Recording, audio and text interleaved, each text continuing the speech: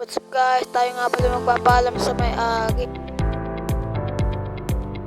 Pinapayagan niyo po ba kami magtanim sa inyong lupa?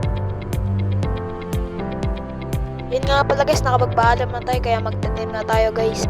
Day 1 nga pala to guys. Tayo nga guys, nakapagpaalam na nga pala tayo guys. Ang tatanim nga pala natin ngayon ay yan guys, lagay buhay. Madali lang yan tanim guys. Tuksok lang, okay na, counting dirt. Okay na guys. Yun guys, okay no. Ito nga palang lagay buhay guys, hindi na kailangan tigigan kasi hindi nasa taas ng ano guys, sa taas ng soil. Dito na nga pala ito guys. Hindi ko nga malis yung dalawang liter guys. So, saging nga pala tinatanim ko dyan guys. So, hindi na nga pala kailangan ng trigger dito guys kasi hindi tayo parang wala dito nadan guys. Yun nga pala guys, kami nagtanim dyan ni Kuya Marlon tsaka ni tatay guys. Na lang pala guys, thank you.